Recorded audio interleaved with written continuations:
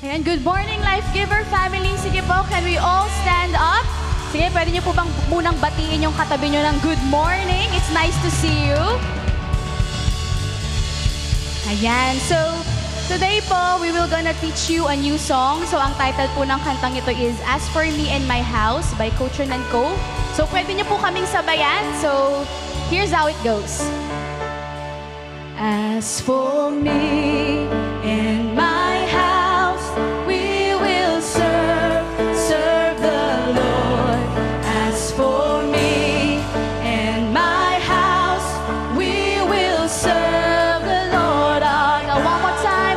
As for me and my house, we will serve the Lord. As for me and my house, we will serve the Lord our God. Come on, church. Let this song be a declaration of faith that our homes, our families, and our lives belong to Jesus. Let's put our hands together and worship Him. Come on.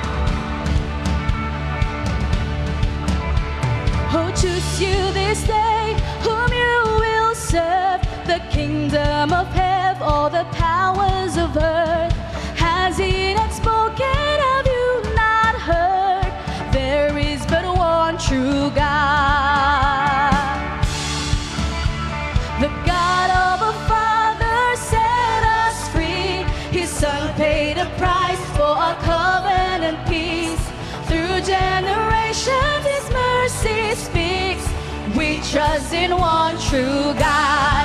As for me and my house, we will serve the Lord. As for me and my house, we will serve the Lord our God. Come on. This house is the Lord's and all within. May we be pleasing and holy to Him. Joined by His Spirit, His people sing. Great is the one true God. Oh, great is the living God. As for me and my house, we will serve the Lord. As for me and my house, we will serve the Lord. Come on, let's declare. As for me and my house, we will serve the Lord. As for me and my house, we will serve the Lord our God.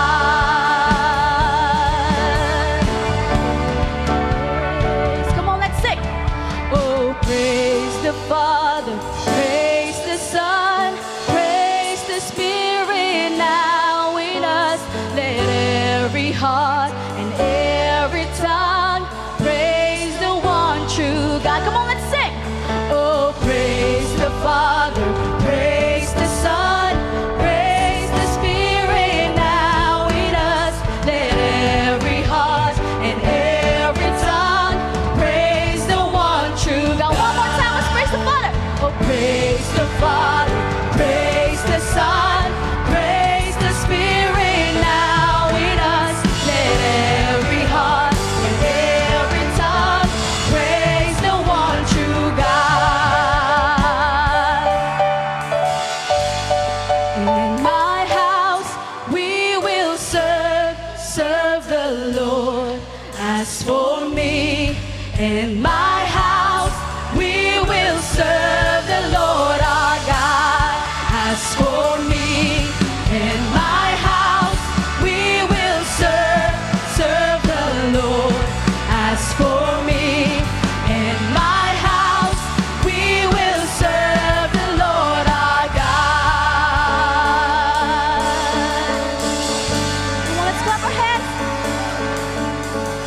Ayo, ayo, ayo, ah.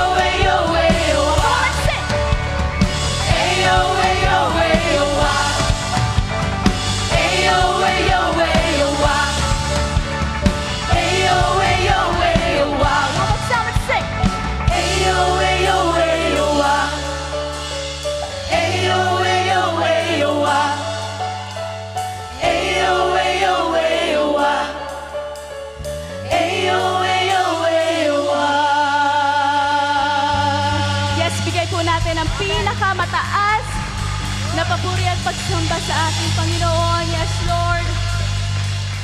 We worship you, God. Yes, church, before we sing this song, this next song, I want to remind you that worship is not only for the good seasons. Amen po ba? It is also for the moments when we are tired, when we are hurting, waiting, or fighting battles at home. And maybe po some of us came here carrying burdens for our family, for our marriage, sa children natin, sa future natin, no? But good news is this: God is still faithful through it all. No, the same God who carried you before will carry your family today. And His everlasting arms are still holding your home, your children, your marriage, and your future. Kaya naman po, church, no, let's worship together with confidence and gratitude.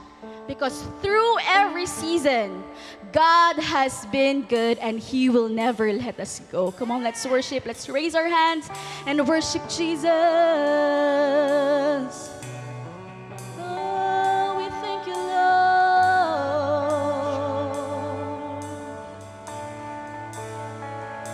You are worthy.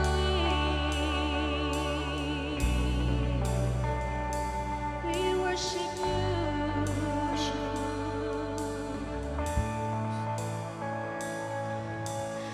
You are forever in my life.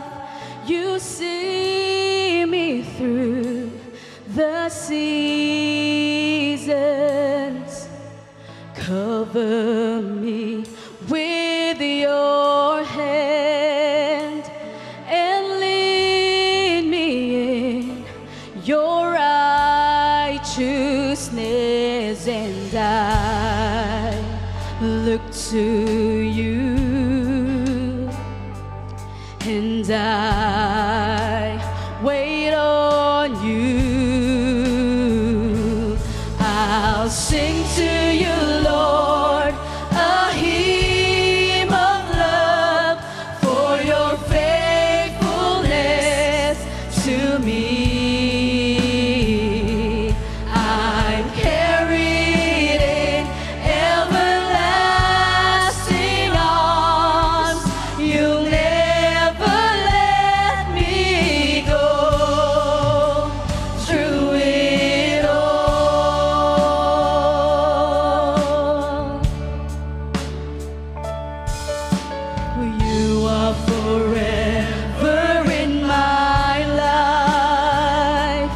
You see me through the seasons. Cover me with your hand and lead me in your righteousness, and I look to you, and I wait on you. Come on, let's worship. I'll sing to you, Lord, a hymn of love for your faithfulness to me. I'm carried in everlasting arms. You'll never let me go. I'll sing to you, Lord, a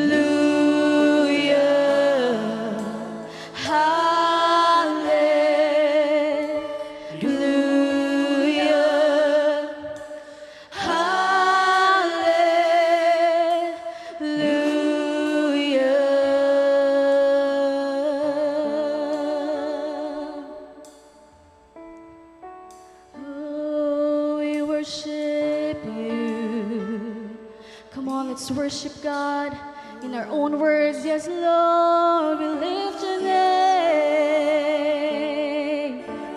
Come on, let's worship. Oh, we worship you. Oh, I give you my heart, Lord. Oh, my life is yours, Jesus. You are worthy. We honor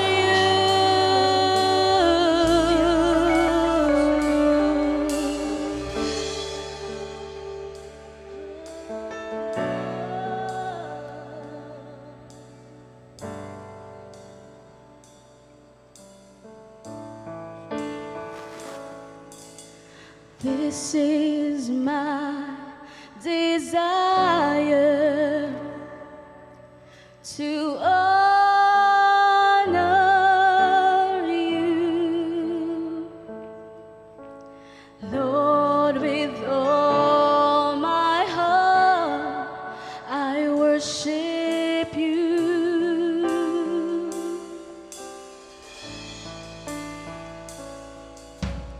All I have within me, I give you praise.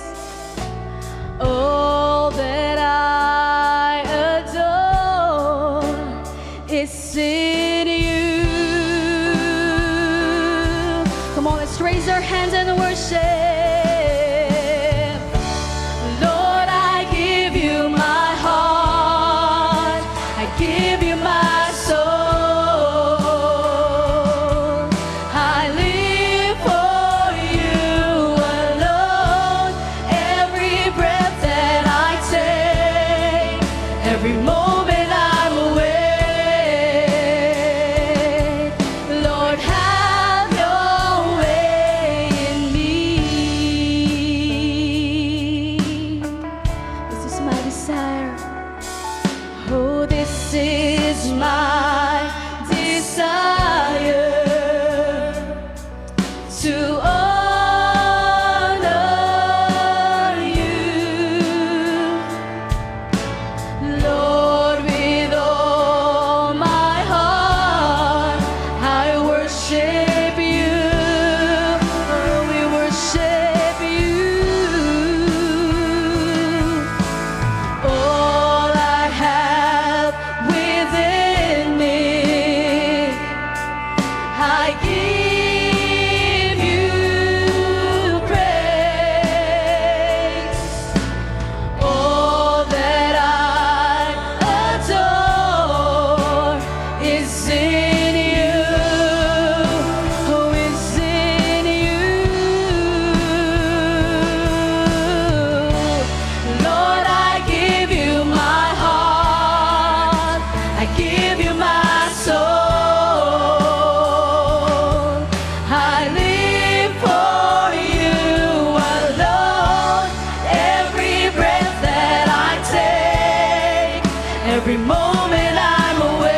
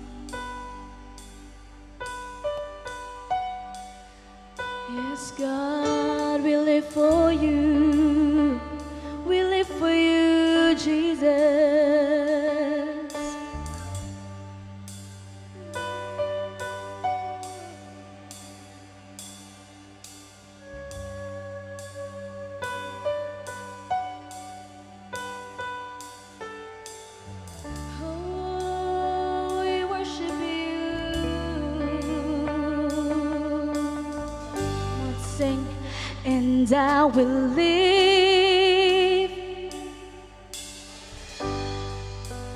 and I will live for you. Come on, let's sing this to God. We live for you, and I will live,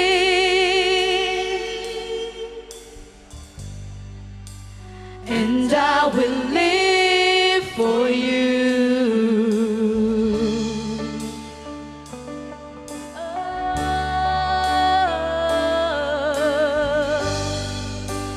And I will live,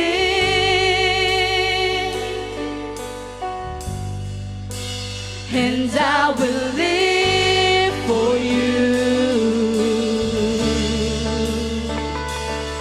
Oh, we live for you, and I will live,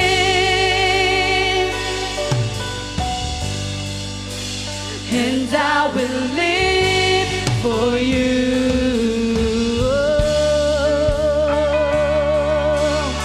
We live for you, we live for you,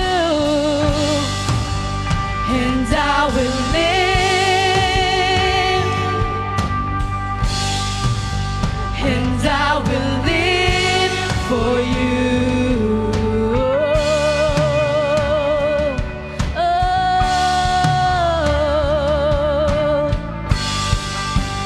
and I will live,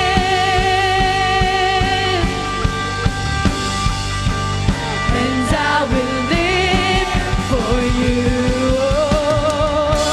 Lord, I give you my heart, I give you my soul.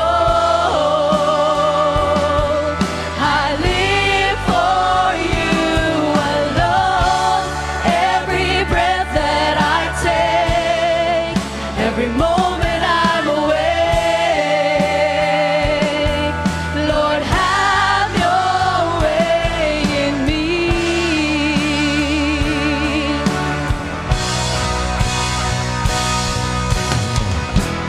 Lord, I give you my heart, I give you my soul. I live for you alone. Every breath that I take, every moment I'm awake, Lord, have your way in me. Lord, I give you my heart, I give you my soul. I live for you alone. Every breath that I take, every moment I'm awake,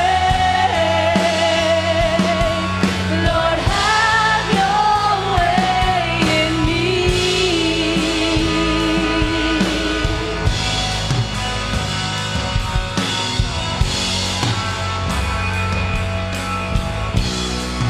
Ayara baba, shandayara baba, rana nayela rababa, shadayara kumaralayan nara, yere baba shandara laka naralayan nara baba. Hallelujah. Church, let us all gather to pray for our nation. Let's pray for our nation, Philippines. Hallelujah. Let's pray for our nation. God wants you to carry that burden for our nation. Maraming nangyayari sa ating bansa. Tinatawag tayo ng Panginoon, manalangin para sa ating bansa. God is asking you to pray. God is asking you to pray for our nation. Lord, our gracious Heavenly Father in heaven, Lord, we pray for our nation, Philippines. Panginoon, tinataas namin sa iyo ang aming bansa, aming Ama. Lord, kahabagan mo ang aming bansa. Ikaw ang Diyos na makapangyarihan. Ikaw ang Diyos na tumutugon sa aming panalangin. Lord, kami ay lumalapit sa iyong harapan ngayon. Kahabagan mo ang aming bansa. Maraming nagaganap, aming Ama. Ay, arabasan na laya, arabagan na ralaya, arababahalen. Arayan na rabababababa. Urayan na rabasilayas na laya laka. Lord, tinataas namin sa iyo ang bansang Pilipinas, Panginoon. Kaabagan mo ang aming bansa, Lord God. Lord, we pray, Lord God, for our nation, our government, Panginoon, our president, our judicial court, House of Senate, Lord God, and even our mayors, our community, and even our barangays, Panginoon. Hallelujah. Lord, lumuluhod kami sa iyo ngayon. Kaabagan mo ang aming bansa. Lord, patawarin mo ang aming bansa laban sa kasakiman, Panginoon. Laban sa greediness, Lord God. Lord, we pray, Lord God, forgive our nation and cleanse us, Lord God, against ungodly and corrupt, hallelujah, against our corrupt system, Panginoon. Hindi ito kaya. These are detestable in your sight, oh Lord, in Jesus' name. Lord, you said in your words, Proverbs 14, verse 34, righteousness exalts a nation, but sin is disgrace to any people. Lord, we pray for your divine mercy and may your mighty hand be upon our nation. Lord God, against injustice, against human, Lord God, against human trafficking, against idolatry, against greediness, Lord God, against our judicial system, Lord God. And Lord, we pray na ang pag-ibig mo, Panginoon, ay bumaba sa aming bansa. Lord, nilalaban namin sa panalangin ng aming bansa, Lord God. Kawan mo ang aming bansa laban sa mga repeated patterns, Lord God, yung mga cycles of curses ng aming bansa. Lord, we push up darkness. We push back the darkness against our nation. Lord, pinuputol namin ang lahat ng anumang ugnayan ng mga masasamang sistema, Panginoon, na ginagawang patuloy ng aming bansa, Lord God. Dinidismantle namin yan ngayon sa pangalan ni Jesus. Dinidiscord namin ang lahat. Ang anumang agreement, Lord God, na ginagawa ng kaaway sa aming bansa. These repeated patterns are now being cut by the blood of Jesus. Pinutol mo na, Panginoon, may ginagawa ka behind our nation. Lord God, mahal mo ang bansang Pilipinas. Hindi mo hahayaan na kami ay malunod sa kasamaan. Maraming nananalangin, maraming Christian churches ang nananalangin, lumuluhod at nananawagan sa iyo, aming Ama. Kaya nga't narito din kami, ang Life Giver Church, isa kami sa mga nananalangin. And we pray, Heavenly Father, na ang lahat ng aming panalangin ay tinugon mo na sa mga sandaling ito, Lord God. We claim for victory for our nation, Lord God. Lord, ano man ang galaw ng kaaway sa aming bansa ay hindi na to kailanman matutuloy pa dahil ngayon pa lang tinutuldukan mo na ang laban sa korupsyon, lahat ng mga injustice, lahat ng mga chaos nangyayari sa aming bansa. We dismantle it by the blood of Jesus. And Lord, we are claiming victory upon victory to our nation, Philippines. Lord God, hindi man namin nakikita, but you are doing behind the scene. You are moving miraculously. You are moving mightily. For you who promised is forever faithful. Hallelujah. Hallelujah. Thank you, Lord Jesus. We claim all this by our faith and we believe that we receive it in Jesus' name, in Jesus' name, in Jesus' name. Hallelujah. Let's worship God once again.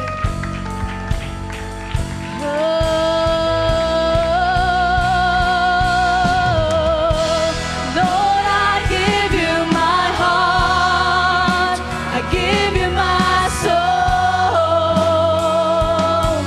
I live for you alone.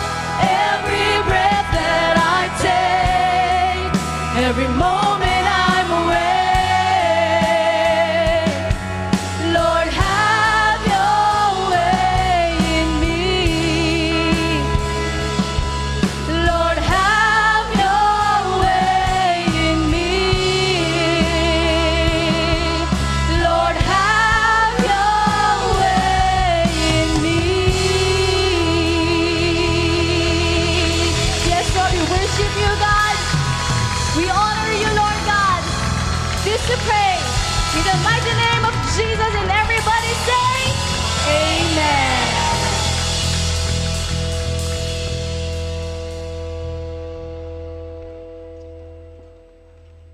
Ang lahat. Morning! Ayan. I am Arlene Mendoza and I'm here to share my life-giving story. Dati po akong working mom for 20 years. That time, ideal wife and employee as ang tingin ko sa sarili ko, of course, as a mother. As a wife po, naipagluluto ko ang asawa ko, kahit busy-busy ako sa work, naaalagaan ko siya. As a mother, na pag-aaral ko ng maayos yung mga anak ko, kahit mag-isa lang po akong nag-work that time dahil ang asawa ko ay hindi pa ganun ka-stable ang work. Pero napag-aaral ko po sila sa private school. At the same time, consistent honor student po sila. Kaya feeling ko ang galing-galing ko. As an employee naman po, napakadali po sa akin ang salitang promotion. Kasi pag ginusto ko, pinagtatrabahuhan ko. Maayos ang sweldo, maganda ang posisyon. Kaya naman that time, lahat ng achievement ko ay akala kong galing na sa kakayanan ko. Akala kong iyon na talaga yung buhay. Pero meron pa rin palang emptiness sa puso ko. Okay na sana, pero hindi pa rin pala ako nakukontento. Madalas mainit po ang ulo ko pag uwi ng bahay.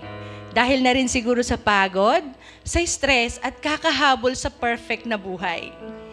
Year 2013, inaya ako ng eldest ko dito sa church. Since kakilala at kumari ko naman po sila Doc Julie at Doc Dex that time, kaya agad akong napasama sa isang life group. Doon unti-unti kong na-realize na ang kulang pala sa akin ay ang relasyon ko sa Panginoon. Kaya pala ako may kulang kasi wala naman akong Diyos sa buhay naming mag-asawa. Hanggang sa ako ay nakapag-life retreat. Sa life retreat ako hinumble down ni Lord. Pinaramdam sa akin ni Lord na sa Kanya lahat galing kung anong meron ako. Binago ang puso ko at ang takot ay pinalitan niya ito ng pag-asa. Unti-unti, naiintindihan ko na ang principle ng tithes and offerings. December 13, noon, tandang-tanda ko po yun, when we decided na ibigay ang first fruit naming mag-asawa. Walang takot at masaya sa puso sa amin ang pagbibigay. Mula pa noon, nakasupport na rin kami sa lahat ng project ng ating simbahan, like sa Solomon at iba pa. Consistent ang aming tithes and offerings. Maliit man po ito o malaki, basta para kay Lord, masaya kaming nagbibigay. Year 2014, gustong-gusto ko na pong mag-resign sa work. Para bang pagod na ako, nawala na rin bigla yung passion sa work. Yung dating Arlene na kahit off ay pumapasok, biglang ayaw na lang pumasok. Pero paano? Magka-college na ang panganay ko that time. High school pa lang po ang bunso at mababa pa noon ang sahod ng asawa ko. Sorry, iyakan po talaga ako. Araw-araw nagpe-pray ako.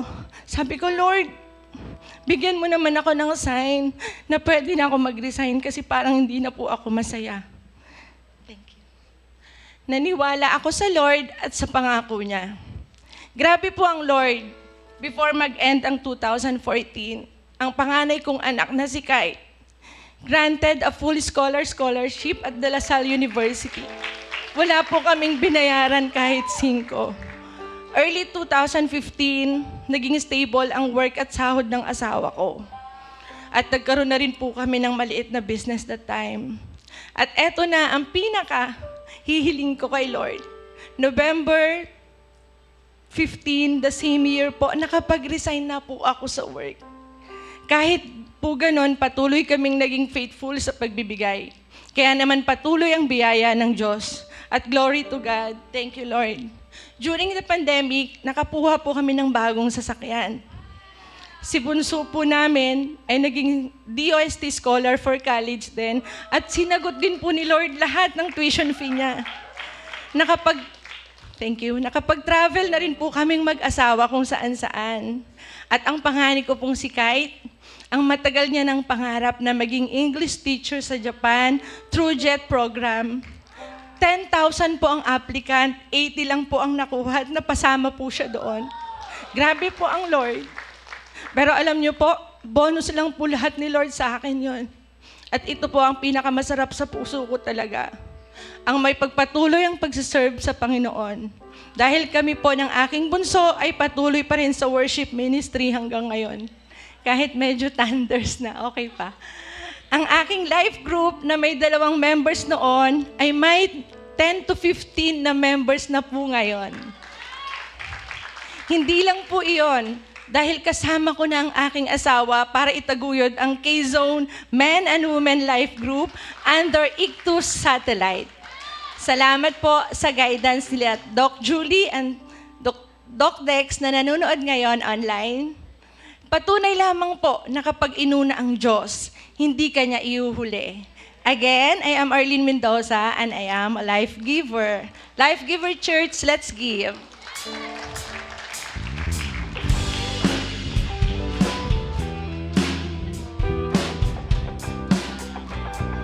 Pinakamalakas po na palakpak sa Diyos.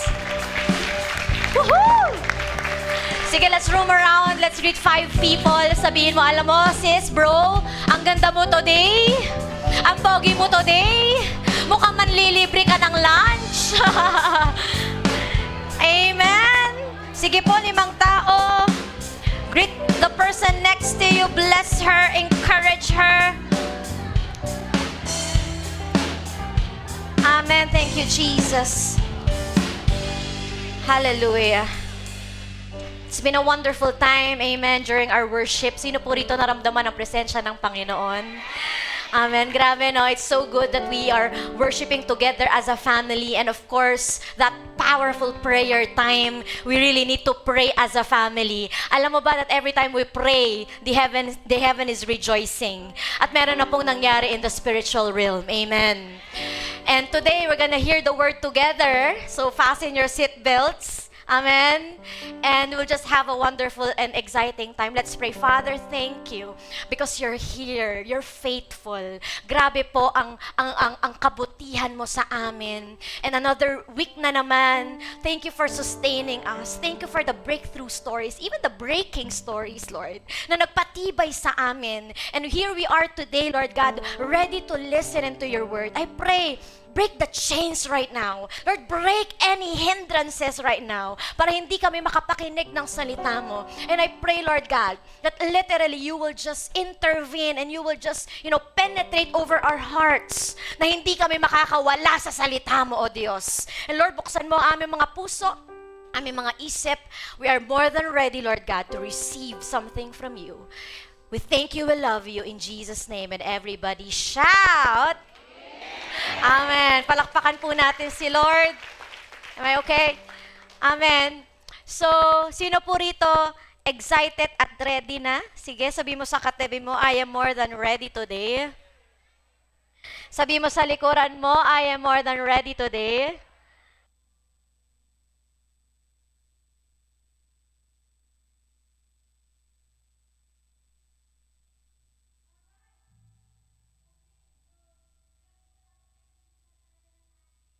Series, sino rito last week talagang nabago siya sa ating series? Ayan. And then ngayon, nasa 2nd week na tayo. And I believe, sa mga life groups din po ninyo, we're talking about the family series. And today, may matututunan na naman po tayo. Amen? I just want to share a breakthrough story po. Just last week po, a good news, no? May natanggap po tayong good news sa Life Giver Doha. Because ito pong couple na ito, February 12, okay, ito pong couple na ito is 10 years na pong hindi nagkakaanak. Yes! Okay, so nangyari this was our time during our life group po sa Life Giver Doha. And after the word, bigla na lang kami ang magkagrupo. So nag-group kami, she opened up something, and then she've been, umiiyak siya kasi nga nag-struggle siya 10 years talagang shame, condemnation, lahat na ata ng label ng society, inilabel na sa kanya. But praise God, nagkaroon ng forgiveness, nagkaroon ng inner healing and deliverance. Alam niyo po ba, IUI, 3 beses na daw silang sumubok. IVF, 2 beses na po kaming sumubok. Good news, Pastora, 3 months pregnant na po si Mrs. Come on! Palakpakan po natin si Lord. I believe this because inner healing and deliverance, nag-life retreat po ang asawa niya. yun na, talagang pag-desire mo at desire ng Panginoon, nagtugma, talagang miracle signs and wonders. Do you believe in this? Amen. Sino po rito gusto, matagal na silang mag-asawa, gusto nilang magkaanak? Sige po, taas ang kamay. Tita Cho, bakit ka nagtataas? Okay, tita. Okay. Sino ba rito, matagal na silang mag-asawa, gusto nilang magkaanak, taas ang kamay? Yes. Sino po rito, single siya, gusto niya magkaanak, hindi pa pwede, okay? Youth ka pa, mag-youth camp ka muna. Okay, joke lang. But anyways, mamaya po, no, we are more than ready, excited po. If you want to be prayed over, andito po mga pastor din yung mamaya. And I believe no signs and wonders po will just take place right now. Amen? Amen? And kung gusto mo na kagalingan, i-receive mo yan ngayon. Amen? Amen. So let's get started. Mapapansin ninyo, every day when you walk around, pumunta ka sa mall, pumunta ka sa LRT, pumunta ka sa school, pumunta ka sa office, lahat parang nakaganito ang itsura. Tama? Diba? Diba? Oh, wait lang, mamaya ka na. Diba? Lahat ng tao ngayon, grabe. And sometimes we are guilty of this. Lahat tayo ay nakatingin saan? Sa cellphone. At alam nyo ba, according to the data, there are 98 million internet users na po in the Philippines. Philippines? Okay. Philippines. And imagine that, karamihan spends 3 to 6 hours a day, okay, sa kanilang cellphone. Meron ba dito nag-spend ng 6 hours a day sa cellphone? Kota ka na, ha? Okay. Kota ka na. Grabe, no? Sabi mo sa katabi mo, grabe, ha? And the scary part is, okay, what you repeatedly see becomes what you slowly accept as normal. Kapag araw-araw mong nakikita yung lifestyle online, eventually magiging normal siya sa'yo. Right? Oh, normal ang compromise. Normal ang 6 hours sa cellphone. Normal ang lust. Normal ang disrespect. Normal ang makilive-in. Normal na lang ang walang prayer. Normal na lang ang walang church. Sabi mo sa katabi, buti ikaw, hindi tayo ganun. And eventually, culture begins shaping families. Yeah? At alam niyo po ba that a family without direction will always drift with culture? Ang isang tahanan daw po na walang direksyon, eventually, hawa ito sa what? Sa kultura ng what? Ng mundo. Kaya kailangan nating tanungin ang sarili natin, life giver. Ito ang tanong. What kind of family am I building today? What kind of future or culture am I allowing inside my home?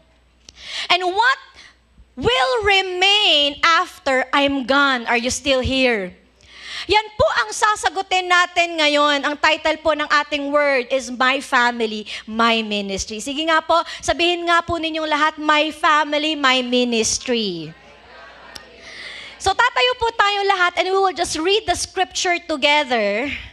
Okay, pwede po ba tayo tumayo? Okay, and let's honor the word of the Lord as you read it together. Can we make it loud para po marinig din po ng nasa online? Ready? 1, 2, 3, go!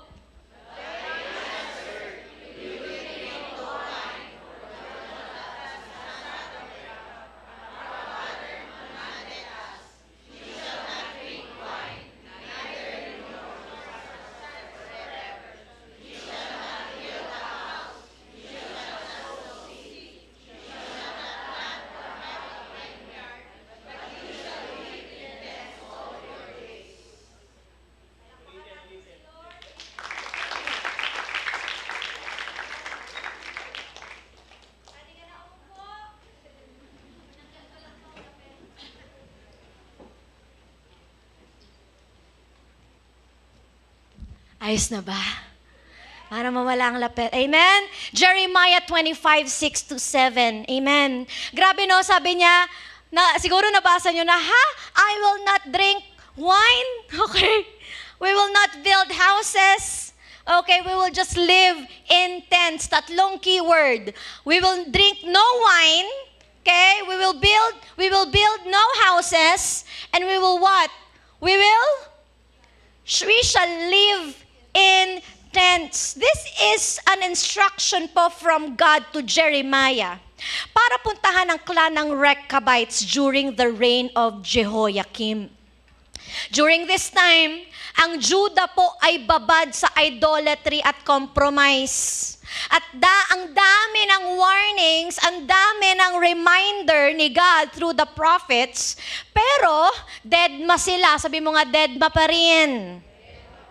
Kaya pinakita po ni God kay Abraham ang obedience ng Rechabites. Sa gitna ng compromise world, sa gitna po, okay, na puro na lang idolatry at kasalanan, there is this clan. Are you here? There is this small clan who is living upright in the eyes of God. Say amen. Grabe po yung command ng tatay nila na si Jonadab. Isang pamilya na natiling faithful sa values and lifestyle na itinayo ng isang ama na kumalat hanggang sa kanyang kinaapo-apo-apo-apo-apo-apohan. Amen. Imagine that a small clan became a rebuke to an entire nation. So pag-aralan po natin sa story na ito, paano po nag-minister si Jonadab sa family niya in a way na nag-iwan ng lasting impact kahit wala na siya. Are you ready? Sige, ganun naman yung katabi mo. Okay, sige, medyo ganun. Sabi mo, are you ready? Okay? Siyempre, sumagot ka naman. Oh, sagot mo. I'm ready. Amen?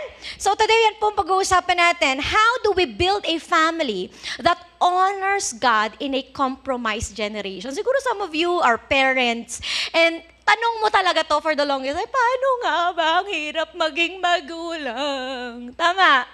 Ang hirap maging magulang sa gitna ng what? Ng compromised generation na ito. Ang hirap, di ba? Ang challenging maging magulang at challenging din maging anak. Sino rito mga anak? Amen. Challenging din, tama ba? So let's answer the question. 2 points lang po. Are you ready? Number 1, a family should focus on conviction over culture. Number 1, conviction over culture. Basahin ulit natin. Jeremiah 35:5-7. I set cups and jugs of wine before them and invited them to have a drink. But they refused. They said, no. We don't drink wine because our ancestor, Jehonadab, son of Rechab, gave us this command. Ano daw yung command? We don't drink wine. Okay? You and your descendants will what? Must never drink wine, do not build houses or plant crops or vineyards, but always live in tents. If you follow these commands, you will live long, good lives in the land. Sino po ba si Jonadab? Meron po ba pangalan dito, Jonadab? Dab na lang, Aldab. Okay. Ay, mga medyo matatanders, alam yung Aldab, ah. Okay? Diba? So, Jonadab. Makikita natin siya sa 2 Kings chapter 10 verses 15-16. Now, listen up. Kasama po niya si Jehu. Sabi niyo nga, Jehu. Si Jehu po ay isang zealous man of God. If siguro kadikit mo o na-meet mo si Jehu nung time na ito, on fire yung Jehu eh. So pag dumikit ka sa Jehu, ma-on fire ka din. Sino rito yung mga Jehu ng generation na ito? Pag may dumikit sa kanya, na-on fire talaga. Ito pong Jehu, on fire. Sabi niya, he was a what? Man, zealous for God. And Jehu was against idolatry. Are you still here? Now, sabi ni Jonadab, grabe, nung na-meet niya po si Jehu, sabi niya, aba, pambihira tong mamang to. Parehas kami ng conviction. Parehas kami ng fire. Grabe to, man of God to. May katulad ko pa pala. Yes naman. Nakaka-inspire naman tong tao na to. Mas nakakaamoy. Iba yon. Mas nakakaapoy. Kaya what? Grabe, didikit ako dito. And because of that encounter, alam niyo po ba that Jonadab chose conviction over compromise? Nakahanap siya ng tao na makakatulong sa kanya na mas maging firm sa conviction niya at sa conviction ng pamilya niya. Sino rito nakahanap ng ganyan sa church? Parang rest tayo ng conviction. Amen. Sige na naman katabi mo, parang hindi tayo nagkakalayo. Amen. Parang gusto ko din yan, no? Parang yung fire ko sa fire mo, parang nagmamatch, no? Amen. And because in Scripture, we believe that family is never just about living together. Family is about stewardship. Hindi lang to anak, border ka dito, matutulog ka, mag-aaral ka, uwi ka. Tama. Di lang tayo dito magulang, magtatrabaho, aalis, uuwi ng hating gabi. Hindi kasi ginagawa ko naman to para sa inyo. Okay po yun. But in reality, we need stewardship at home. We need to own our families. We need to be accountable with them. Kaya kapag walang standards sa bahay, eventually culture automatically fills the gap. Come on. At kapag walang culture, okay, sa bahay na maayos, ang magsha-shape sa pamilya mo ay hindi Word of God. Eventually, ang mundo. Balik tayo sa verse. Sabi ni Yahweh, ito na. Sabi ni Yahweh kay Jeremiah, Jeremiah, puntahan mo ang Rechabites. Maghanda ka ng pinakamasarap na inumin. Wow, sabi mo nga, parang may inuman na. Diba? Dalhin mo sila sa private room. Wow, may private room pa. Ito na, VIP. Okay?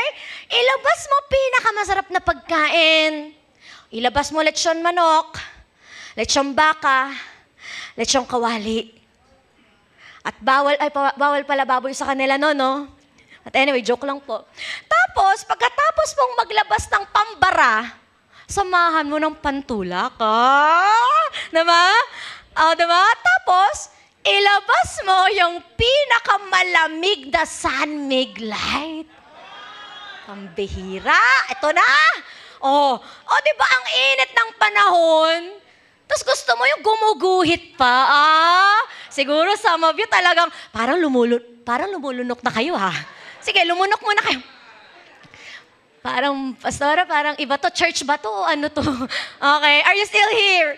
Aba, yung inabot na ni Jeremiah, yung alak, nag-offer siya nung hain, to his surprise, aba, nag-no ang Rechabites. Sabi, totoo ba? Yes! Christian sila.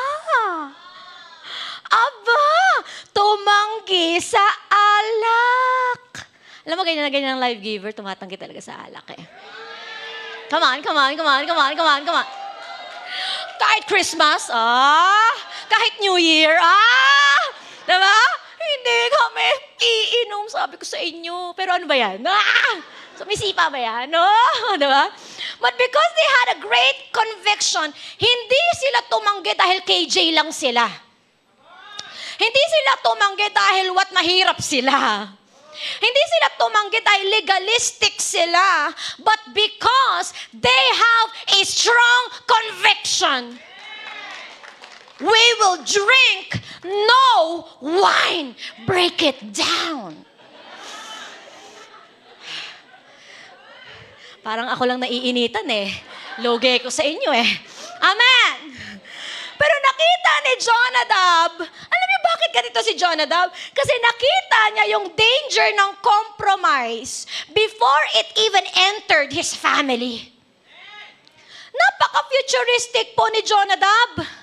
And he understood what you tolerate today can destroy your family tomorrow. Pag pinapasok ko ang alak sa pamilya ko, alam ko, masisira ang buhay nila.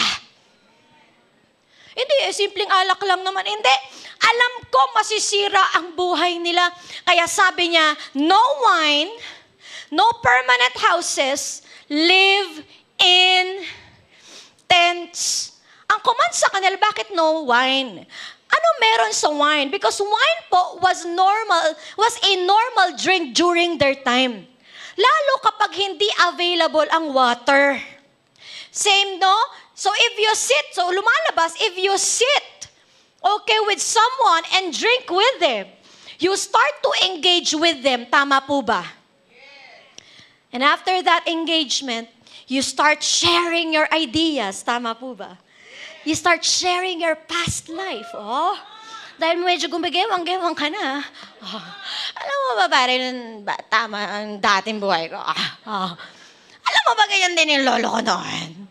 Are you here? You share ideas, you share conversation with them, and publicly, you are announcing that you trust that person. Pwede ginigage mo yung tao, but slowly, hindi mo alam, inaalaw mo na yung tao na yon makapasok sa buhay mo. Asan ba yung wine dyan? Nauuhaw ako eh. Joke lang. Amen! And sabi niya, bakit why don't build houses? Kasi same po sa sinasabi ni Jonadab. Ibig sabihin po niya dito na hindi tayo mag-a-adapt ng culture nila. Tandaan niyo, Rechabites, di ba? Hindi tayo residente sa lugar na to. We are nomads. Ibig sabihin, palipat-lipat tayo. Ibig sabihin, ito ang lifestyle of separation natin sa iba. Hindi tayo katulad nila. Sabi mo sa katabi mo, hindi tayo katulad nila.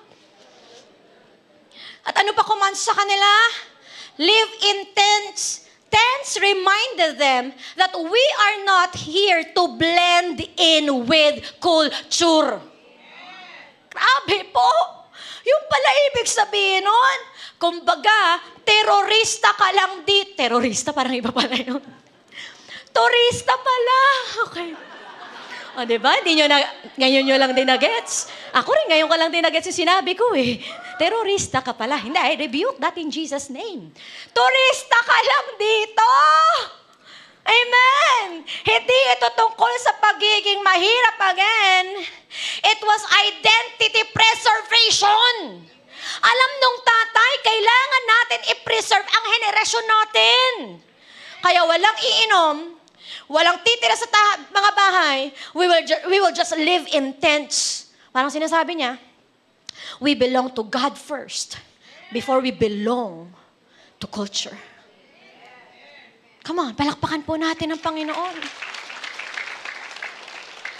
And honestly today, normal na ang compromise, no, sa atin. Sabi mo, isa lang naman, no? New Year naman, John Joy. Diba? Isang shot lang naman. Pakikisama lang naman. Pero minsan, yung isa lang becomes the entry point of downfall. Magugulat ka, yung isa na yan becomes your social entry point. Di mo alam, sa simpleng isang shot na yan, pumapasok na ang kalaban sa pamilya mo. Naglalagay ka ng bridge sa tao na yon na pumasok sa buhay mo. Kaya pag alam mo nang may alak, ano sasabihin mo? May balak. Ayan, diyan kayo magaling. Akala ko sasabihin nyo, no. Yung pala may balak. Basta may alak, pwedeng mag-say no. Yun nga, basta may alak, mag-say no. Tumanggi ka. Huwag kang makipaglaro sa apoy. Ito na, tumawag si Menti kay Mentor. Mentor, sabi ko sa'yo, Mentor, pupunta lang ako sa reunion. Bakit ano meron? Mentor, iwi-win ko sila, Mentor. Mentor, alam mo yun, grabe si Lord sa akin. I'm passionate about this, Mentor. Bigyan mo lang ako ng one chance, di ba? Shishiran ko sila ng gospel. O sige ha, I believe in you, I trust you ha. Yes, Mentor. Eto na si Menti. Pasok siya sa reunion nila. Ten, ten, ten, ten. Are you ready? Ito na, alam mo si Jesus, isang shot muna bago ka magsalita. Ah, diba? O sige, sure, isang shot lang. O sige, isang shot lang. After 10 minutes later, ano nangyari? Tumawag si mentor kay mentee. Sabi niya, kring, kring. Hello? Ano yun? Ano na? Suminok na? Ano na nangyari sa'yo? Lasing ka na ba? Hindi ako lasing, mentor. Alam mo yung mentor? Are you here? Kanina pag-share ko ng gospel, grabe talaga, inunahan lang ako mentor. Unahan ko na dapat ng gospel, ako pala naunahan mentor. Are you here? Alam mo yun, pagkainom ko mentor, may sipa pala. Pulang kabayo pala mentor. Parang lasing ka na. Are you here? Naunahan ka na. Sabi mo sa katabi mo, wag ganon. Listen up, life giver. Be careful what enters your home. Huwag mong hayaang pumasok ang bisyo sa bahay mo. Ingat ka sa mga tao ring sinasamahan mo, pinapapasok mo sa bahay mo at sinasamahan ng mga anak mo. Piliin mo kung sino ang makaka-influence sa pamilya mo. Lalo na sa mga kabataan. Taas kami ng mga kabataan. Coach Evelyn, bakit ka nagtaas ng kamay? Okay? Mga kabataan, ingat kayo sa sinasamahan ninyo. Learn to filter. Mabilis ka pa naman mauto. Sinabi lang na cute ka, naniwala ka na. O, diba?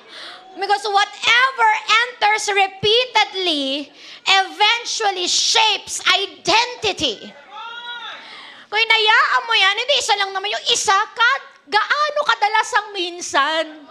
Yung minsan mo, naging paulit-ulit na hanggang paulit-ulit at naging identity mo na. Hanggang isang araw, hindi ka na makawala sa alak. Are you here? So about us, anong culture ang sineset natin sa bahay? Culture ba ng bisyo? Culture ba ng galit? Culture ba na hindi nananalangin? Parents, ask kami ng mga parents. Parents, shout, hoo-hoo!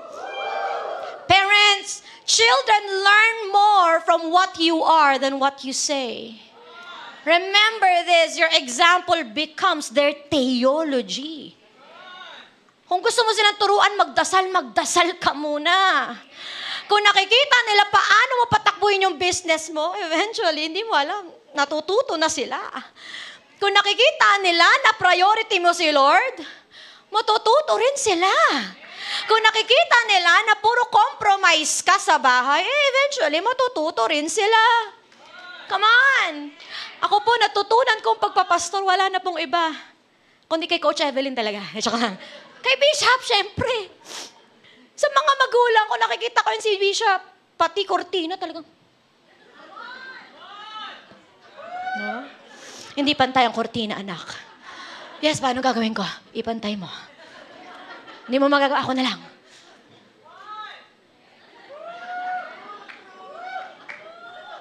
Pag may kalat sa stage, alam mo yung mga puti-puti na yan. Puti oh. Ayan oh. Margie! Kita nyo? Ibubulsa niya yan. Alam mo, sabi ko, ginagaya ko talaga yung tatay ko eh. Alam mo, eventually po, na-adapt po namin magkakapatid. Isang araw, nakita na lang namin sarili namin nagpapastor na. Praise God! Hindi naman kami pinili, magpastor kayo magpastor.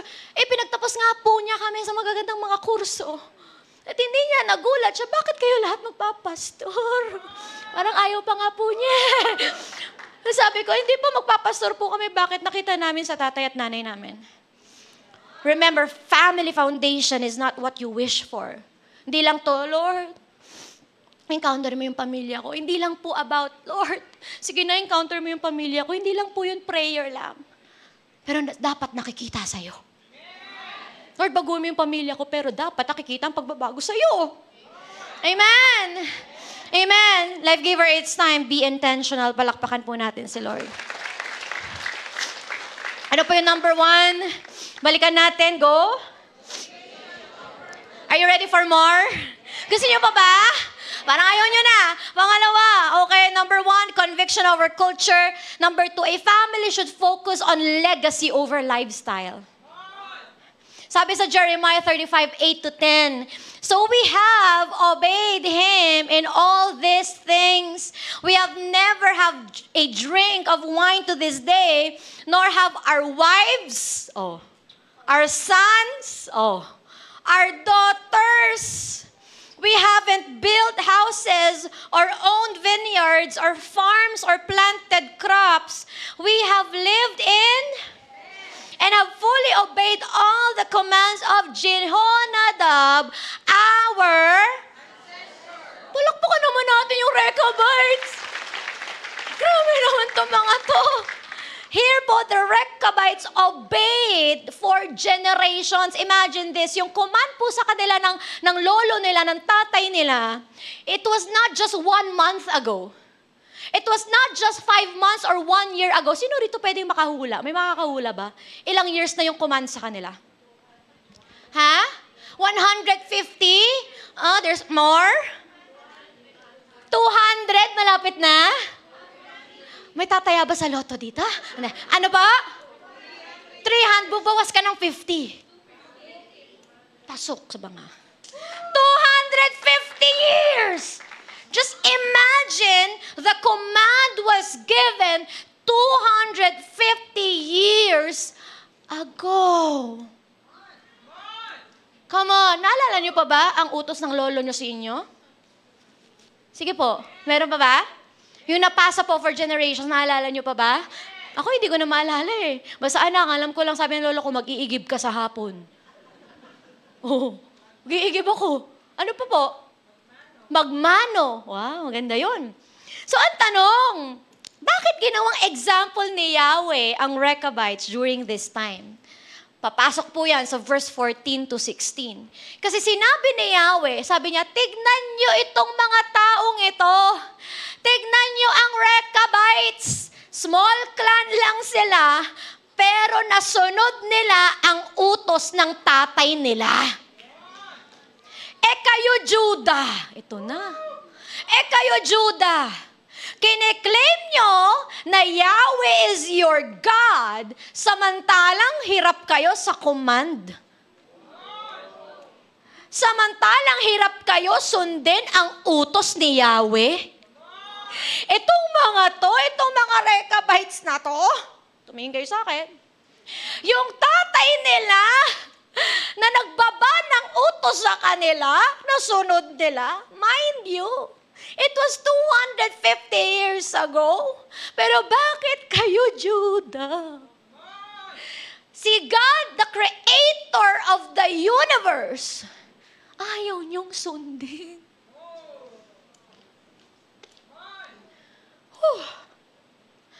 Tapos kine-claim nyo that you are a follower of God? Listen, if we claim that we love and follow God, our obedience should speak louder than our claims. Kung sinasabi mo, mahal mo si Lord. Kung sinasabi mo na what? Anak ka ni Lord. Come on. Dapat mas nakikita yung obedience mo kaysa sa sinasabi mo.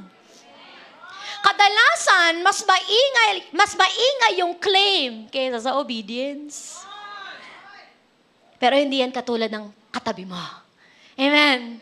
Iba ang obedience po ng Rechabites. 250 years na nawala ang tatay nila, pero yung legacy niya remained.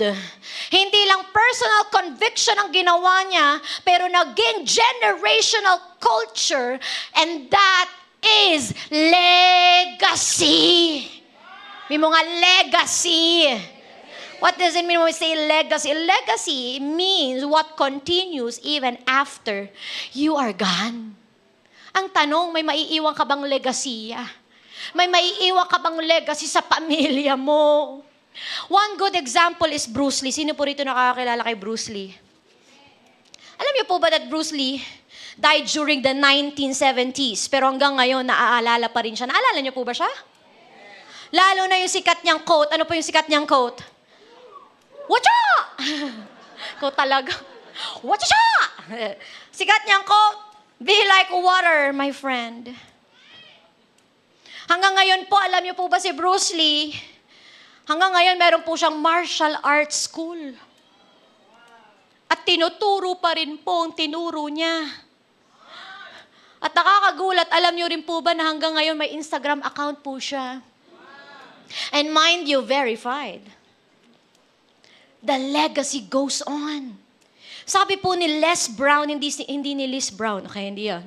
Sabi niya, be ashamed to die unless you made a major contribution to humanity. Nakakahiya naman mamatay nang wala kang ginagawang pagbabago at contribution sa mundong ito. Alam niyo po, sa story natin, hindi man nabago ni Jonadab ang buong Israel, pero sinimulan naman niya sa pamilya niya.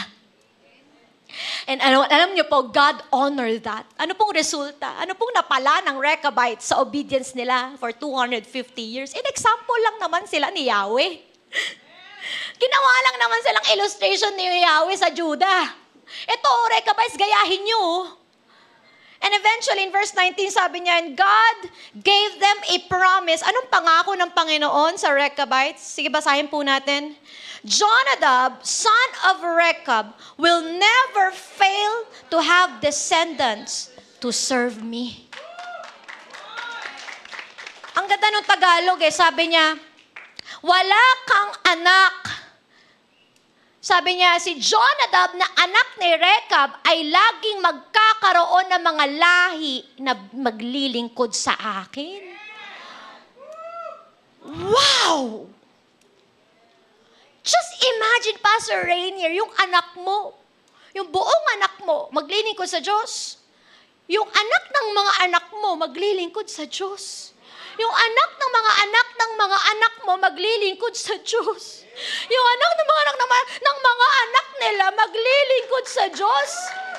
At pinangako ni Lord, walang anak si Jonadab. Walang kaapu-apuan si Jonadab na hindi maglilingkod sa akin. Lahat sila mag-serve sa akin. Wow! And I want that to happen in my family. Gusto niyo rin po ba mangyari yan sa pamilya niyo? What a promise! God honors consistent obedience. At dito po papasok yung Hebrew word ng hear. Ang Hebrew word niya is shama. Sabi mo nga, shama. Shama ka ba? Iba yun. Diba? Na may concept of obedience in Hebrew mindset. Hindi lang siya hearing. Pag sinabing shama, hindi lang siya may concept of hearing, pero after you hear, you respond. Kasi ang totoong hearing, di ba, may responding. Kaya if there is no respond, there was no real hearing. Kapag totoong narinig mo, may movement ka eh. Kapag totoong naintindihan mo, may action ka, susunod ka talaga eh. May transformation because true obedience is not passive. It changes your lifestyle. And when a lifestyle becomes consistent, it forms identity. And identity creates your legacy. Are you here? Hindi mo alam. Yung obedience mo nagmamarka sa Panginoon. And eventually, yung obedience mo, babaguhin niya yung lifestyle mo. Yung lifestyle mo, magiging what? Makakakita o makikitaan ka ng obedience. And eventually, yung obedience mo, nagiging consistent, nagkakaroon ng maayos na identity, at yung identity mo will lead you to your legacy. Sino rito gusto magka-legacy? Life giver, I want to remind you, hindi lahat ng legacy pera. Hindi lahat ng legacy education lang. Hindi lahat ng legacy ay business lang. Hindi lahat ng legacy inherited property lang. Okay po yan, susupport kami dyan. Pero hindi lang siya kabuuan. May part siya, pero hindi siya kabuuan. Okay yan. Pero pinakamagandang maiiwan mo sa mga anak mo ito. Discipline, consistency, obedience, prayer, faithfulness, and relationship with Jesus. Eventually, I believe, pag ginawa mo to, susunod na lang eh. Education, money, business, tama? Career, lahat susunod. Kasi bakit? Alam mo, naka-angkla sa Panginoon. Taas ulit kamay ng mga parents. Parents, andyan pa ba kayo, parents? Parents, your children might forget your sermons, but they will remember your legacy.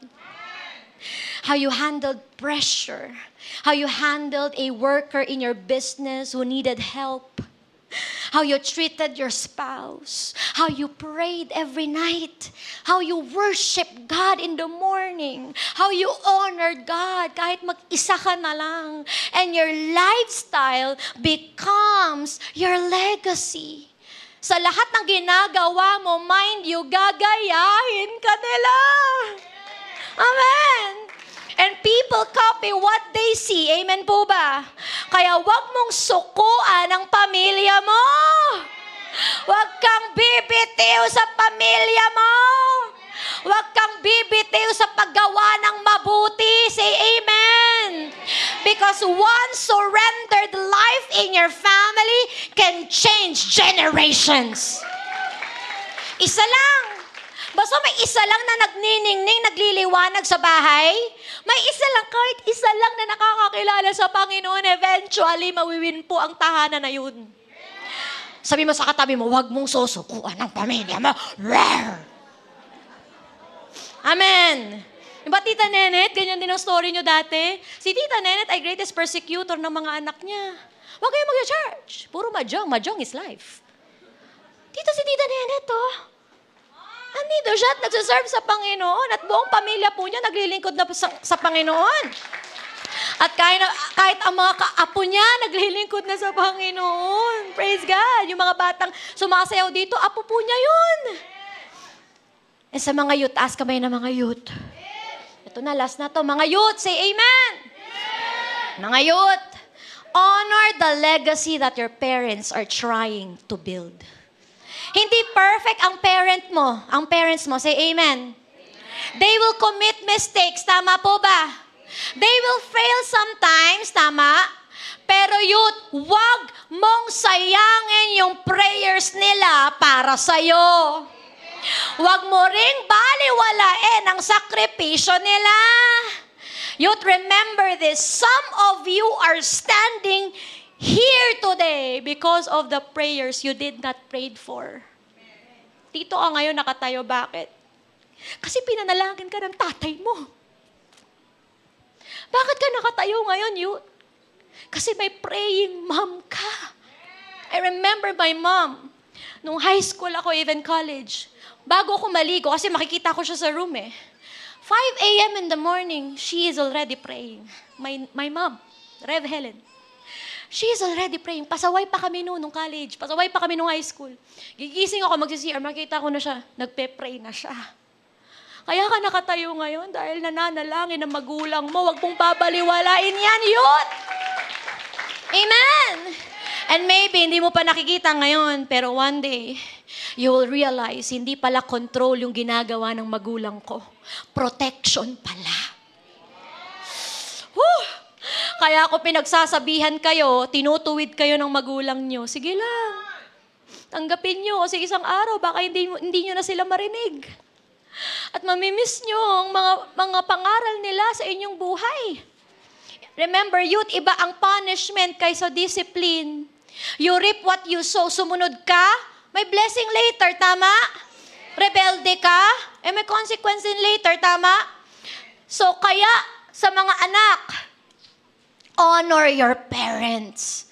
God is shaping something in your life through them. Learn to build your own relationship with Jesus.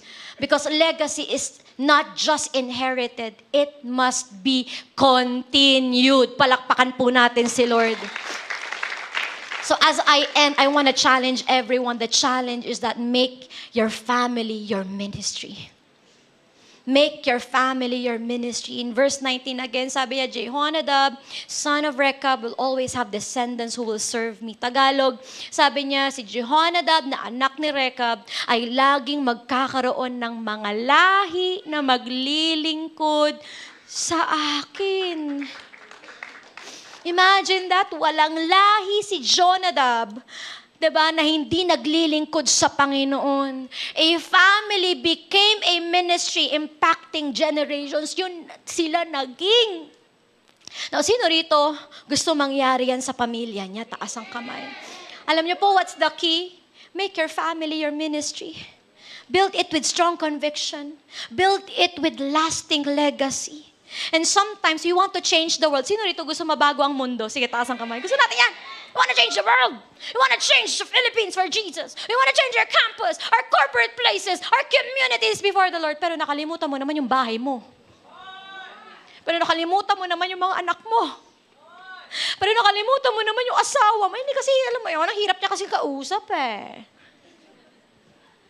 Before God uses us publicly, He often checks what's happening privately. Because ministry does not start on stage. It starts at home. Life giver, your marriage is a ministry. Your parenting is a ministry. Your consistency is already a ministry. Even serving your family is a ministry. Kung mo sabihin, hindi, ano lang naman ako eh. Housewife lang naman ako. Sinasabi sa'yong housewife ka. You're building the next generation through your care, through your nourishment. Just imagine building the next president of the Philippines through your care. Hindi lang yan. And the greatest ministry is leading your family towards Jesus. Minsan gusto natin gaminin tayo ni Lord outside. Pero pwede ba ngayon, life giver, bumalik tayo lahat sa bahay? Bumalik tayo lahat sa tahanan natin. Diba? Be present at home. Baka kasi present ka online, pero absent ka naman sa bahay. Pwede kasing busy ka sa ministry, pero hindi mo na nakakausap ang pamilya mo. Listen carefully, success in public means nothing if your family is collapsing in private. The greatest legacy you can live is not fame.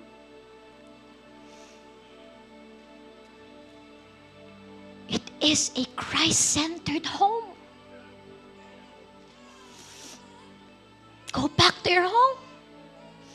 Go back to your family. Reach out to your spouse again. Reach out to your panganay again. Kahit rebelde yan, sige lang. Di mo alam. Ang greatest rebelde po sa amin, ang panganay naming anak, si Rev Faithy. Pero hindi namin naisip, na akala, na siya pala magiging susi para sa transformation naming tatlo na magkakapatid. Palakpakan po natin si Lord. Can I just share my testimony before I end? Okay lang po ba? I know some of you, alam niyo na po yung glimpse ng testimony ko, but let me just share it again. I was born in a family of pastors. Alam naman po ninyo yan. Both of my parents are pastors already. Bata pa lang ako, naglilingkod na sila sa Panginoon. So technically, pastor's kid po kami. But honestly, there was a time in my life na wala talagang indikasyon na anak ako ng pastor. Ang laman ng puso ko dati was fame, money, and achievements. Para sa akin, that was life. And before I graduated from college, dalawa lang gusto ko. Gusto ko, number 1, mag-best thesis ng college. Hindi ako dean's lister, hindi po ako katulad ng mga anak nyo na, grabe, mga magna cum laude, summa cum laude. Cute lang talaga ako nung college. But I see to it. Sabi ko, Lord, gusto ko, pag gumraduate ako, may best thesis ako, may award ako para naman matuwa yung tatay ko sa akin. Alam niyo po, praise God, natupad niyo po yung pangarap ko. Nag-best thesis po ako ng college. Yung thesis po namin, na-publish po sa school library namin. Sabi ko, ito na yung may sasampal ko na sa bishop na ako'y best thesis. After nun, pag-uwi ko, okay na, wala. O, ano nangyari? Wala naman nangyari eh. Kala mo masaya ka na? Hindi pa rin naman yung ultimate, hindi pa naman din yun yung ultimate life eh. Sabi ko, hindi pa tapos eh. May yayabang na ako sa pagtrabaho ko. So, ang gagawin ko, sige, hanap ako ng trabaho. So, second goal ko was, gusto ko mag-artista. Okay lang ba? Wala naman kayong choice. Hawak ko yung mic eh, di ba? So, ginawa ko, grabe, habol ako. Audition ako dito, audition ako doon, pila ako dito, pila ako doon. Sabi ko, bakit ganun? Parang di pa rin ako nakukuha. Di naman ako pangit. Kamahal-mahal naman ako. Amen. But eventually, isang araw, nakakuha ako ng isang project, malaking project. Lead role ako, kasama ko si John Lloyd Cruz. Sabi ko, eto na to. Single ako noon. Sabi ko, single pa ako noon. Kinis ako ni John Lloyd, magic creams. Pag kinis ka ni John Lloyd, magkaka-magic creams ka. Gusto niyo ba magka-magic creams? Kinis ako, sabi ko, kilig na kilig ako. Totoo yung arte ko eh. Kaya napili ako, totoo yung arte ko. Di nila alam, crush na crush ko si John Lloyd noon. But to make the long story short, sabi ko, pay after yan. Pagka-shoot mo ng commercial, 3 hours ka lang, 4 hours lang, pay after ka agad yan. Cash hawak mo yan. Sabi, ito na yun. I can have my future. And you know what? Nakuha ko na yung gusto ko. After that, pag uwi ko, parang teka lang, parang hindi pa rin ako masaya. And yes, kahit nakuha ko yung mga ultimate dreams ko, hindi pa rin ako masaya. Na-feel niyo po ba yan? Hindi pa rin kayo masaya. I was achieving but not fulfilled. Nakuha ko gusto ko, but empty. Then I encountered the Lord. Everything changed. One day, papunta kami sa prayer mountain. Nag-start pa lang ang youth group natin no, na History Makers. 4 pa lang kaming magkakapatid, babae. Sabi ng ate ko, pupunta tayo sa mountain, magpipray tayo, mag-start tayo ng youth group. Anong sinasabi mo dyan?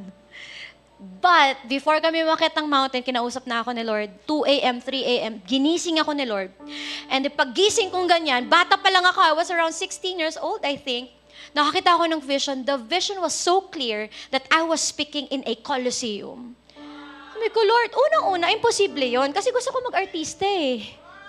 Sabi ko, Lord, ayoko yan. At kung magre-report ako sa harap dati, iiyak ako sa harap. Tapos sabihin ko sa teacher ko, Ma'am, 0 na lang ako kaysa mag-report ako sa harapan. Ang baba ng tingin ko sa sarili ko noon.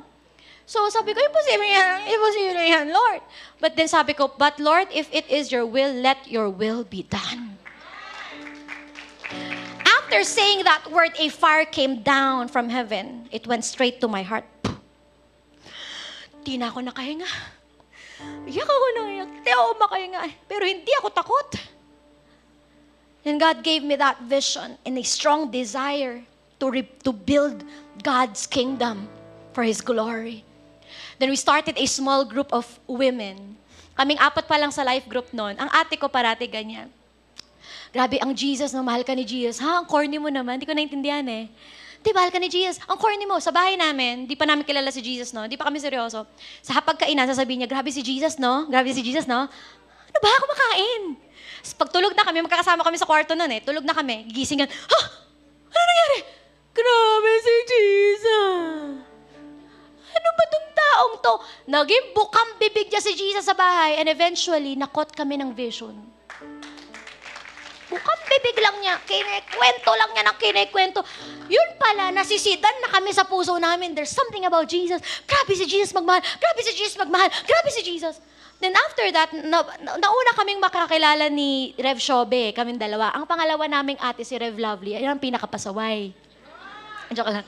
Alam naman niyo, siya pinakamatagal na born again. Ito na, naka-record na, no? Live na live. Okay? So, ganun niya eh. Pinakapasaway yung pangalawa eh. Okay? Pero sunod ako. Okay? So, nung nabago na kami, sabi namin, Rev Shobe, mag-schoolmate kami, Shobe, let's vote in. Let's win our campus for Jesus. So, sa small group namin, 4 lang kami. Ang ate ko, parate ang welcome. Good morning, Araneta! Ganun kami parate, 4 lang kami.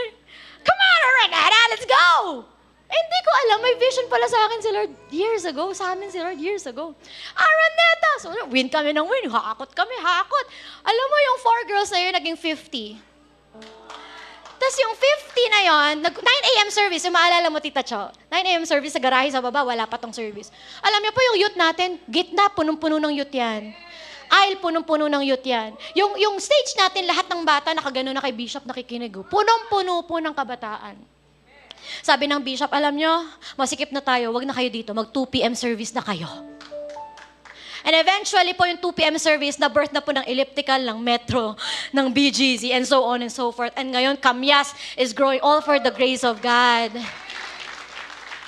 Naghiwa-hiwalay, na ganun talaga pag naghiwa-hiwalay, lumalago, amen? So from 4 people, naging 50. From 50, naging fellowship. Now it has grown into hundreds. And God expanded it beyond what I could imagine. From provinces, okay, nations and campuses. We started seeing revival in schools, young people rising as preachers of the gospel, souls being saved every week. Next picture, please. And lives are transformed every Sunday service. Palakpakan po natin ang Panginoon. We even dreamed of gathering thousands in one place, and it happened before pandemic, where we gathered in Arandeta Coliseum. Come on! Now we are serving the Lord as a family. My dad is a pastor. My mom is a pastor. My eldest sister is now a pastor. Yung pangalawa kong kapatid na pasaway, pastor na rin. Yung susunod na pasaway ngayon, pastor na rin. Yung bunso naming kapatid na puro pag-aaral, pastor na rin. Hindi kami pinilit ng mga magulang namin, pero si Lord ang naglagay ng strong desire sa amin na magpapastor kami. Dating pangarap ko maging artista, hindi pala ako pang mainstream. Hindi pala ako pang ABS-CBN, pang CBN Asia pala ako. Praise God. Reaching lives, praying for people, prophesying hope. Sabi ko nun, Lord, dati gusto ko maging sikat. Pero nakilala ko si Lord, Lord, ayoko na maging sikat. Gusto ko ikaw sikat sa buhay ko. And I prayed, Lord, kung bibigyan mo man ako ng show, gusto ko. Pag nakikita ako sa TV, hindi kung ano-anong ginagawa ko. Gusto ko, nagpipray ako sa TV. And literally po, yan po ang trabaho natin sa The 700 Club Asia. And who would have thought, ito pong mga kasama ko, yung mga veterano na po sa industry. Ang tatagal na po nila sa industry, cute lang ako. And now, we are reaching out to the lost, no, through a television. Then I made decision. Ito naalala ko, sinabi ng tatay ko sa akin, parang Rechabite. Sabi niya, anak, nung youth ako, sabi niya, anak, ang katawan mo, papakita mo lang yan sa asawa mo. Sabi ni Bishop sa akin, youth ako nun. Kaya kahit nasa beach ako, di ako nagpapakita ng katawan. Kahit sa social media, hindi ako nagpapakita ng katawan. Resolved ako na hindi ko papakita ang katawan ko kahit kanino. So nadala ko po yun hanggang sa eventually naghintay ako sa tamang panahon. Pangalawang dinala ko, hindi ako magbibisyo. Kahit pasaway ako noon, hindi ako tumikim ng alak at ng sigarilyo. At nung wedding namin, hindi rin, non-alcoholic rin po ang aming wine. And then third, sabi ng dad ko, anak, wala nang iba. Basta mag-asawa ka ng galing sa Panginoon. I was resolved. So dinala ko yon. I made sure I married God's will for me. And then I realized, kasi if my family is not aligned with God, it can delay my purpose. So praise God, we got married 8 years ago for the glory of God. And now we are husbands and wife. We are co-laborers in the gospel. We preach together as husbands and wife, We go to mission as husband and wife. At alam niyo po ba ngayon, God bless us with 2 handsome children. It's Hezi and Josiah. Alam niyo po, dala-dala rin namin sila kahit saan kami pumunta. Kahit po sa mission, sabi nyo, Iwan, dala-dala mo pa rin anak mo. Kahit nagstitaping ako, dala ko sila. Kahit nasa mission ako, nasa preaching, dala-dala ko sila. Bakit dala-dala mo? Ito yung vision ko eh. I will bring my household towards the Lord. We will serve God together. And we decided to homeschool my child. Sabi ko, kung pastor ako, yung iba nga na-disciple ko, bakit hindi yung sarili kong anak? So I decided to teach my own children. And ngayon po, amazingly, natututo siya sa buong mundo. Yung buong mundo po ang kanyang eskwelahan. Since we are going to places, missions, no? Different provinces and places, praise God. Yun din ang eskwelahan niya. And ngayon, last week, pakita natin yung video sa Life for Kids. Nagulat ako, yung anak ko nag-worship sa Panginoon kasama ang mga Life for Kids teachers niya. And then sabi niya, Mami Rev, katuwa si Josiah, he follows rules, play, worship. Pag lesson, recite siya. Pag art time, work talaga siya. He's happy. Pag dito siya, di siya nag-worship. Pag nasa Life for Kids, nag-worship. So it's so good to bring your children to church. Hindi, nakakapagod kasi. Alam mo, nakaka-stress yung paalis. Kami, naranasan ko po yun. Maliligo pa lang ako, pagod na ako. Ayoko na umalis ng bahay. Nakakapagod naman. Dalawa kayo. Ayoko na umalis. Hindi, atakin ko kayo. Dadalhin ko kayo. Kahit saan tayo pumunta. Kahit saan tayo dalhin ni Lord. We will serve God as a household. And I am resolved that I will praise God. We will raise a generation that honors the Lord. Palakpakan po natin ang Tatayo po tayo lahat. Alam niyo po, legacy is not just about personal success. It's about building a family that serves God. This is just a story. This is just our story. And I believe po, may ginagawa at gagawin pa po ang Panginoon sa inyong mga pamilya. Do not compare our story to your story. Iba gagawin ni Lord sa love story. Iba ang gagawin ni Lord sa family nyo. Iba ang gagawin ni Lord sa pamilya nyo. Iba man ang story natin. Iba-iba man. But ang promise ni Lord, anak, di ka magkakaroon ng anak na hindi naglilingkod sa akin. Pangako ng Panginoon sa Rechabites, lahat ng kanununuan, lahat ng kamag-anakan, lahat ng mga anak maglilingkod sa akin. Walang maiiwan, walang hindi. Tutuloy sa Panginoon. Why? Because naalala ni Lord yung obedience ng tatay. Ako po, I believe why I am here. It is because of the obedience of my parents.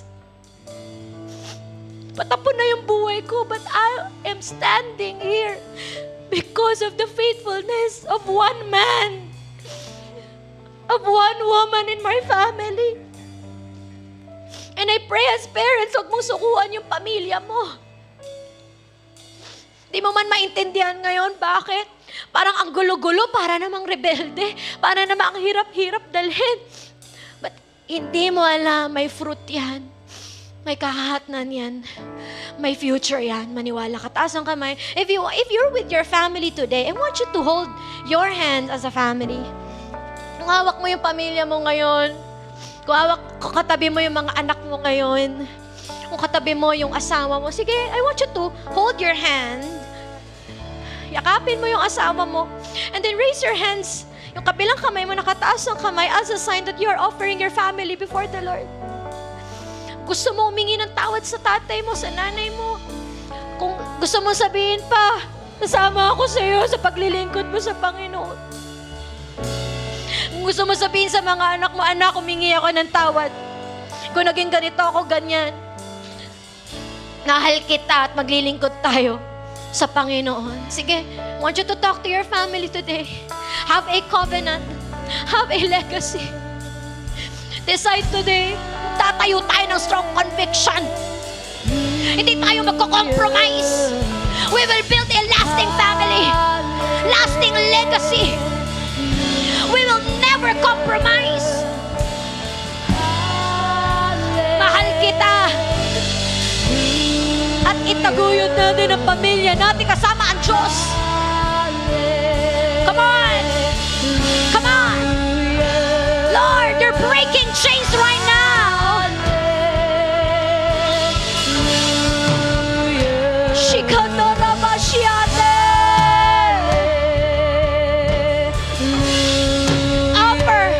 Offer your family. Offer your children. Offer your spouse before the Lord. Hallelujah.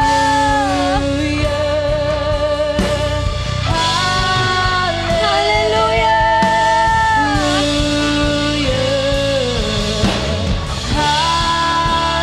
Shikatarabashiatarabahan.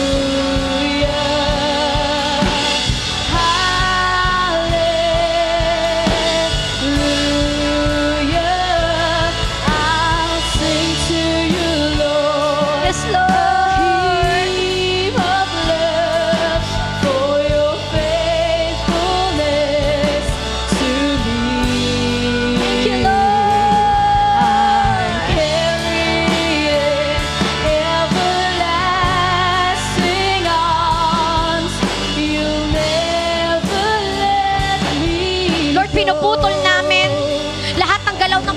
sa pamilya namin, mga sumpa na inotter ng kalaban sa pamilya namin, mga sumpa na paghihiwalay, mga sumpa ng poverty, mga sumpa, Lord God, na pag hindi pagkakaintindihan, today, I speak to that curse. I rebuke that in the name of Jesus. I rebuke all the curses that was uttered to your family. Mga sumpa na magkakasakit, mga sumpa na mamamatay, mga sumpa na hindi galing sa Panginoon. And today, Father, we rebuke that in Jesus' name. And we command, Lord Jesus, for restoration. Sige, nire-restore ni Lord ang pamilya mo. Nire-restore ni Lord ang relationship mo sa mga anak mo. Nire-restore ni Lord ang relationship mo sa asawa mo. Nire-restore ni Lord ang pamilya ng buong life giver ngayon. And I believe God is calling families back to Him. Not back to religion, not back to appearances, not back to anything else, but back to the presence of the Lord. Tatay, bumalik ka sa pahanan ng Panginoon. You're the leader of the house. Ikaw mismo maglilid sa pamilya mo sa pahanan ng Panginoon. Pray again. Worship God in your home. Lead them in Bible reading again. Lead them to church again, daddies. Daddy, walang iba magpapasol sa pamilya mo kundi ikaw. So lahat ng mga tatay, taas kamay, the Lord is anointing you today to become the priest of your own homes. Hindi si Bishop ang pastor lang ng tahanan. Ikaw ang magle-lead sa sarili mong tahanan. And so the Lord is empowering you. That authority that comes from heaven is being given to you now in Jesus' name. Father, we speak for breakthrough, financial breakthrough, authority sa lahat ng mga tatay. Lord, sa mga nanay, sige, taas kamay ng mga nanay. Lord, I pray for the anointing sa lahat ng kababaihan. Alam ko, some of them are pagod na mag-alaga, pagod na mag-asikaso, pagod na. But today, God is giving you the strength that comes from the Holy Spirit. Binibigyan ka ng lakas na galing sa Panginoon. Hindi ikaw ang magdananay sa pamilya mo. It is the Lord who will be with you in the name of Jesus. And Father, I pray na sila po'y magdiningning sa kanilang mga tahanan at literally yung light mo will shine upon them. And today I pray for all children. Taas kamay ng mga anak. I pray for restoration. Mahalin mo ulit ang nanay, tatay mo. Bumalik ka sa relationship mo sa kanila. Hindi ka border lang sa bahay.